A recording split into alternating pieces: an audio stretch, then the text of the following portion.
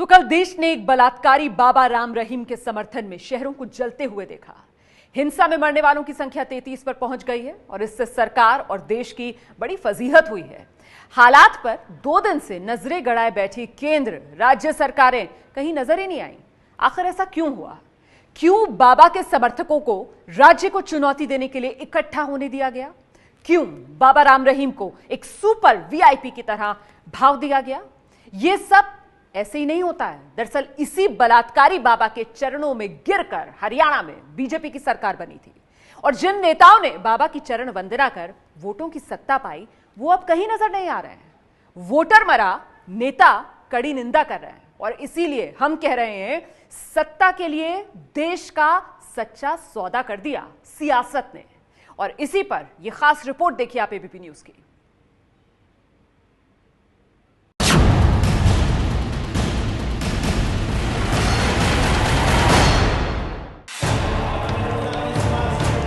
Vote के लिए हाथ जोड़कर जिस राम रहीम के पीछे खड़ी हो गई बीजेपी के नेताओं की फौज, अब उसी बाबा के भक्तों ने कानून तोड़कर नंगा नाच मचा दिया देश के कई जिलों में।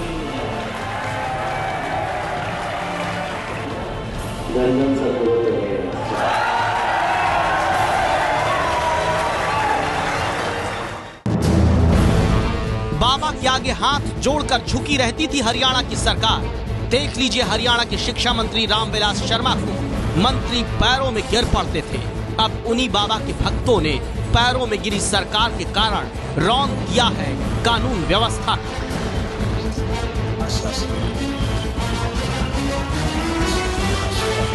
पुलिस के ऊपर पथराव शुरू हो गया है और यहाँ से भागना पड़ेगा। बहुत बड़े बड़े पत्थर आ रहे हैं।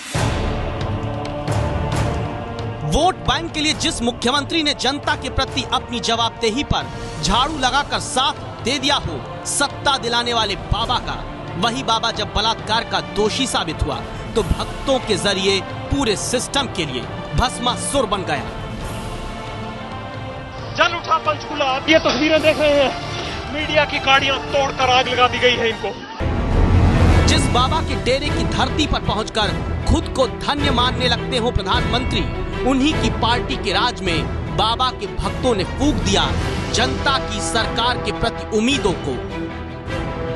मुझे डेरा सच्चा सौदा की धरती को भी प्रणाम करने का अवसर मिला था।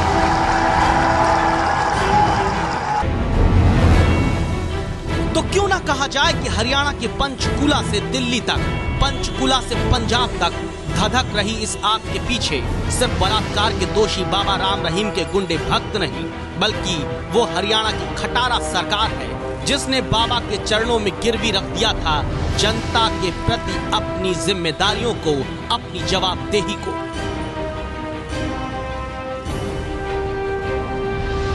जो ओबी वैन है सड़क पर किस तरीके से हंगामा किया है, सारे चैनल्स की ओबी वैन इन्होंने तोड़ दी है। पुलिस अब एक्शन में आ चुकी है और भीड़ को यहाँ से हटाने का काम चल रहा है। ये कहने की वजह क्यों आन पड़ी है, पहले इसकी तस्वीरें देख लीजिए। क्योंकि बलात्कार का दोषी साबित होने से पहले अगर बाबा राम रहीम सिरसा से पंचकुला की सीबीआई अदालत तक 800 गाड़ियों के काफिले में अपनी हनक के साथ निकलता है तो ये जानना जरूरी है आखिर उसे इतनी हिम्मत मिलती कहां से थी।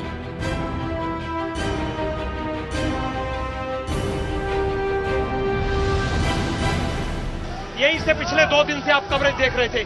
एबीपी न्यूज अकेला चैनल है जो इस वक्त आपको ताजा तस्वीरें दिखा रहा है।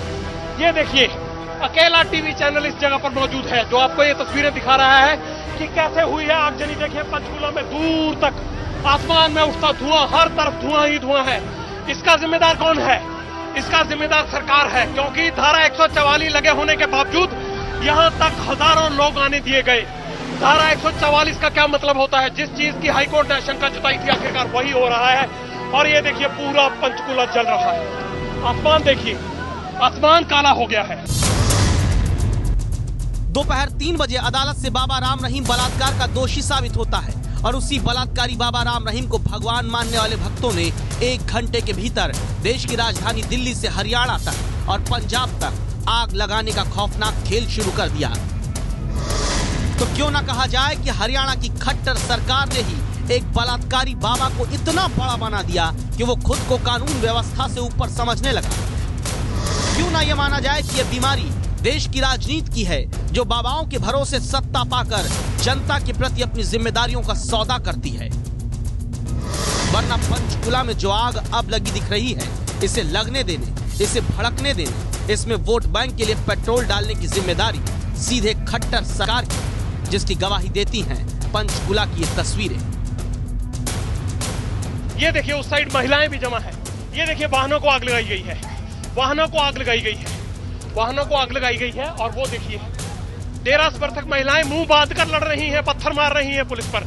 देखिए कहां तक, जहां तक नजर जाती है सब जगह आग ही आग है। हेलीकॉप्टर से निगरानी की जा रही है अब, लेकिन उसका क्या फायदा होगा? हथियार, फोर्स सब धरे के धरे रह गए। भीड़ ने जो करना था वो कर दिया, जला दिया पंचकुला। और देखिए अब भी डटे हुए महिलाओं की हिम्मत देखिए, महिलाओं की हिम्मत देखिए, महिलाओं की हिम्मत देखिए। जिस तरह की सड़क नजर आती है देखिए, सब गाड़ियां चली हुई हैं। एक एक तस्वीर देखिए, लोग फिर ताड़ियां मारकर, आग लगाकर पत्थर फेंक रहे हैं। देखिए ये है पंचकुला। इस आग को भले लगाया हो बलात्कारी बाबा राम रहीम के भक्तों ने, लेकिन इस आग के पीछे वोट के लिए भस्मासुर बनाने वाली राजनीति है। कैसे, ये आज हम आपको साबित करके दिखा देंगे।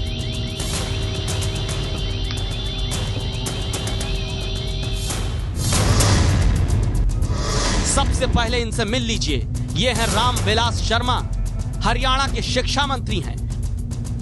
गुरुवार को एबीपी न्यूज संवाददाता यादविंदर सिंह ने इनसे पूछा था, बताओ मंत्री जी, धारा 144 लगने के बाद कैसे पंचकुला में हजारों हजार राम रहीम समर्थक जुटते जा रहे हैं? सरकार क्या हाथ बांध के बैठी है?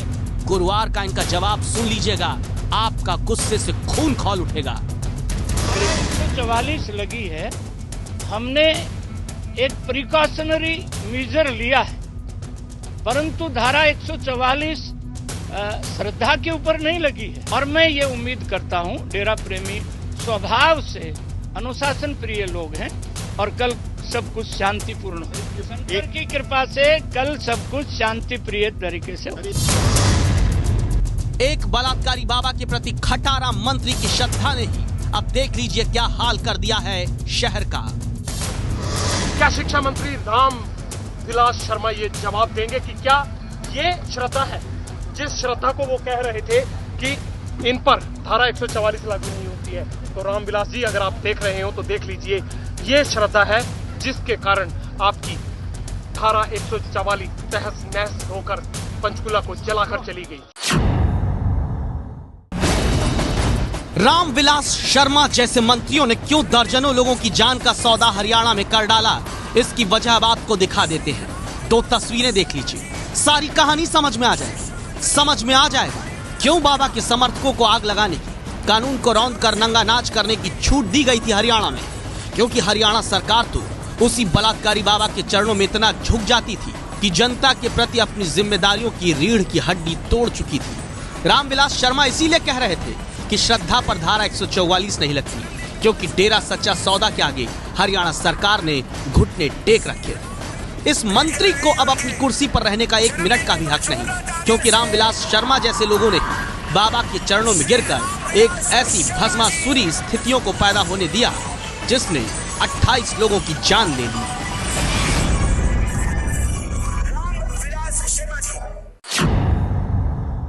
जब आपके पूरे बीजेपी के विधायक जो है वो जाकर उनको जो है सलामी देते, हरियाणा की सरकार 50 लाख रुपए की घोषणा करती है कि उस डेरे को इसकी मदद करने में, मुख्यमंत्री खुद बीजेपी के हरियाणा के जाते हैं स्वयं उनको स्वागत करने, अपनी चुनावी स्वार्थ के लिए देश का कानून का उल्लंघन और देश के अंदर खुद के सरकार की घोषणाएं 144 हो या अलर्ट की बात हो उसका उल्लंघन, ये सब अपनी मौका परस्ती के लिए आज देश की हालत जो है इस तरीके से उतार कर ले आई है बीजेपी।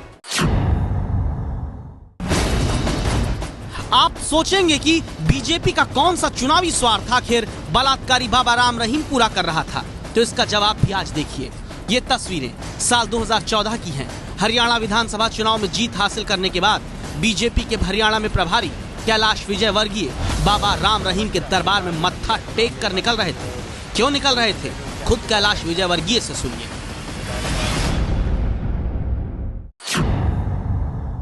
बाबा जी का आशीर्वाद मिला चुनाव में, ये बात सही है, और भविष्य में भी उनके आशीर्वाद से अच्छा काम करें, इस प्रकार का संतों का आशीर्वाद लेते रहना चाहिए। जो विरोधी दल थे उन्होंने कहा है कि भाजपा नहीं जीती, ये डेरा सच्चा सौदा जीता है, क्या मानना है सर? जो माने जीत होती है, वो हारे हैं, इस बात को तो स्वीकार कर लें कम से कम। वोट जनता देती है कि वोट बाबा दिलाता है। जीतने के बाद बाबा का धन्यवाद करने की जरूरत बीजेपी को क्यों पड़ी थी हरियाणा में, अब इसका कारण बताते हैं। बाबा राम रहीम, जिसके 5 करोड़ से ज्यादा समर्थक देश विदेश में बताए जाते हैं, अकेले हरियाणा में बाबा राम रहीम के 25 लाख समर्थकों की तादाद मानी जाती है। उन्हीं 25 लाख भक्तों को वोट बैंक के तौर पर अब तक राम रहीम इस्तेमाल करके अपनी चौखट पर नेताओं की हाजिरी लगवाता रहा। हरियाणा की ही बात करें तो 2009 में राम रहीम ने कांग्रेस को डेरा सच्चा सौदा का समर्थन दिया था और 2009 के चुनाव में कांग्रेस 90 में से 40 सीटें जीत पाई थी। 2014 में उसी बाबा राम रहीम को बीजेपी के प्रति समर्थन की जिम्मेदारी कैलाश विजयवर्गीय के कंधे पर आई थी। डेरा सच्चा सौदा ने 2014 के विधानसभा चुनाव में बीजेपी को समर्थन दिया और 90 में से 47 सीटों पर बीजेपी ने जीत हासिल की। इसीलिए भक्तों के दम पर बाबा की वोट वाली दुकान पर नेताओं का जमघट लगा रहता। बाबा की फिल्म की सक्सेस पार्टी तक में देखिए कैसे कैलाश विजयवर्गीय और बीजेपी के दूसरे नेता तन मन से समर्पित नजर आते हैं।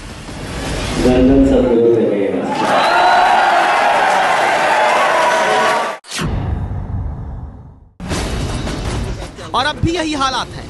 तभी तो बीजेपी के सांसद साक्षी महाराज राम रहीम के बलात्कार का दोषी साबित होने के पीछे भारतीय संस्कृति के खिलाफ साजिश बताने लगते हैं। एक आदमी ने कंप्लेंट की है यौन शोषण की, और करोड़ों लोग सच्चा बाबा डेरा को सच्चा मान रहे हैं, भगवान मान रहे हैं। तो एक की बात सुनी जा रही, करोड़ों की कूट क्यों नहीं सुन रहा? एक आदमी यौन शोषण का आरोप लगा रहा है, पूर्वाग्रही भी हो सकता है, कुछ लोभ लालच भी हो सकता है, और भारतीय संस्कृति की छवि को धूमिल करने के लिए, बर्बाद करने के लिए, कर्नल पुरोहित के साथ क्या हुआ, प्रज्ञा भारती के साथ, ठाकुर के साथ क्या हुआ, तो ये योजनाबद्ध तरीके से ये साधु सन्यासियों ने भारतीय संस्कृति को बदनाम करने का षड्यंत्र है। तो मुझे लगता है कि माननीय न्यायालय को, माननीय उच्च न्यायालय को गंभीरता से इस बात को लेना चाहिए। इतना नुकसान हो गया और ज़्यादा नुकसान न हो। अगर ज़्यादा बड़ी घटनाएं घटती हैं तो इसके लिए केवल डेरा के लिए जिम्मेदार नहीं होंगे, न्यायालय भी जिम्मेदार होगा। जब आदमी की अस्मिता खतरे में होती है तो फिर क्या करो या मरो। अहिंसावादी महात्मा गांधी ने भी 9 अगस्त 1942 को नारा दिया था, करो या मरो। जब हिंसा से काम नहीं चल रहा था तो महात्मा गांधी ने नारा दिया था, करो या मरो। वो सच्चे भक्त हैं, अहिंसावादी हैं, वो अहिंसा की बात करते हैं। एक आदमी ने झूठी कंप्लेंट कर दी, करोड़ों लोग उसे भगवान मान रहे हैं और कह रहे हैं हमारे गुरु सही है, सही है, सही है। तो केस भी तो गवाहों पे चलता है।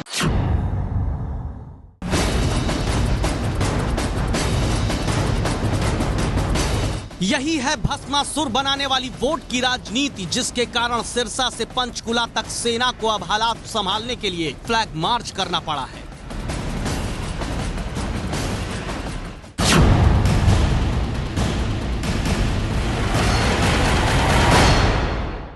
आप देख रहे हैं हमारी खास पेशकश सत्ता के लिए देश का सच्चा सौदा। अब तक आपने देखा कि जिस राम रहीम के पीछे खड़ी हुई है बीजेपी नेताओं की फौज, उसी बाबा के भक्तों ने कैसे कानून की धज्जियां उड़ाई। अब देखिए 2 राज्यों को हिंसा की आग में जलाने वाले बाबा के गुंडों पर हरियाणा के सीएम क्या बोले।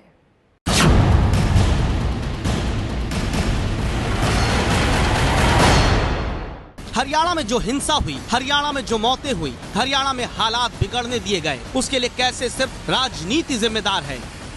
अब इसका एक और सबूत देते हैं।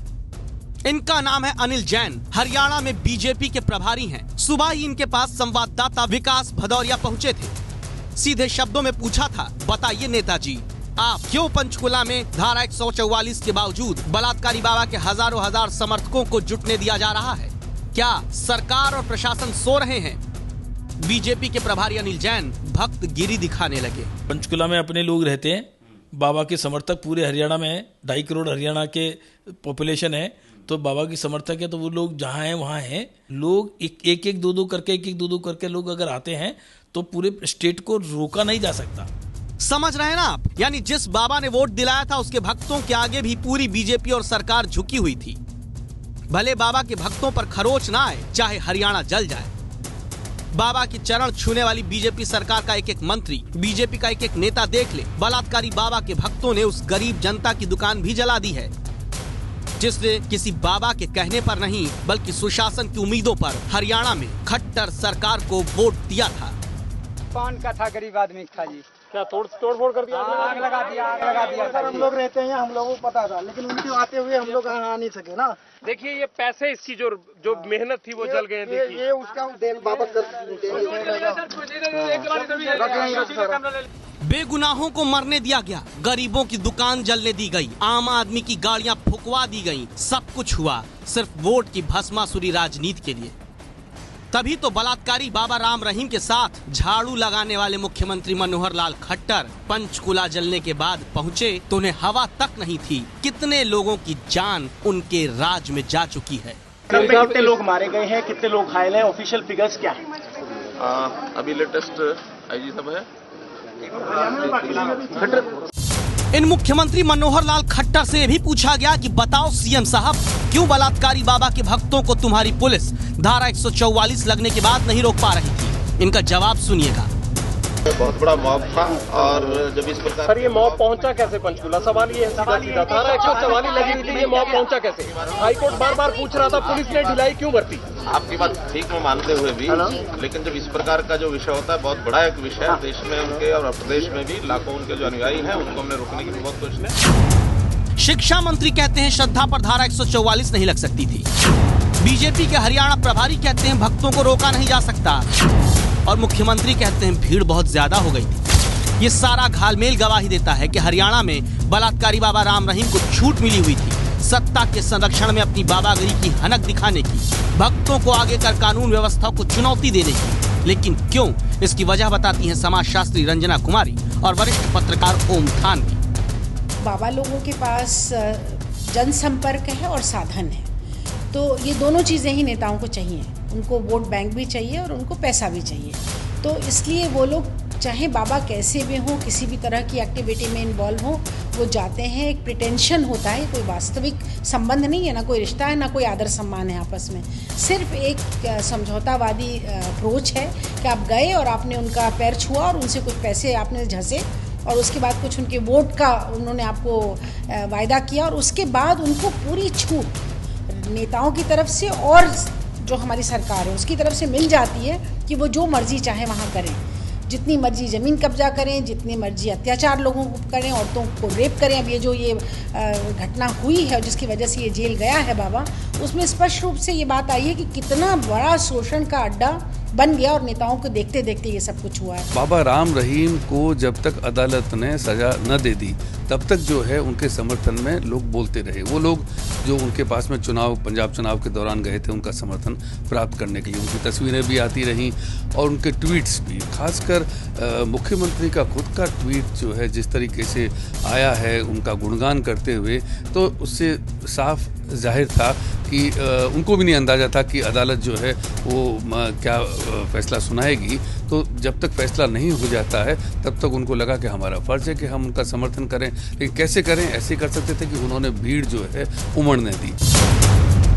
राजनीति की इसी बीमारी के चलते समाज के दो रूप सामने आ गए हैं, जहां एक तरफ जनता बलात्कारी के खिलाफ कैंडल मार्च निकालती है, वहीं दूसरी तरफ एक बलात्कारी बाबा के लिए भक्त सरकार की तरफ से मिली छूट के बाद शहर जला देते हैं, ट्रेन जला देते हैं और बस भी जला देते हैं। ऐसी घटनाओं के कारण लोकतंत्र को धक्का लगता है। इस पूरे कांड पर इसीलिए एबीपी न्यूज की राय है कि सरकारों की जवाबदेही जनता के प्रति होती है, किसी बाबा के प्रति नहीं। पंचकुला में बलात्कारी बाबा राम रहीम के भक्तों की हिंसा ने स्थापित किया कि सत्ता के लिए सियासत ने व्यक्ति को कानून से ऊपर खड़ा कर दिया और ऐसी घटनाओं के कारण जनता ये मानने लगती है कि सरकार कुछ खास लोगों के प्रति ही काम करती है। ये खतरा लोकतंत्र में पैदा ना हो, इसलिए मुख्यमंत्री मनोहर लाल खट्टर, शिक्षा मंत्री रामविलास शर्मा को तुरंत पद से हटाया जाना चाहिए।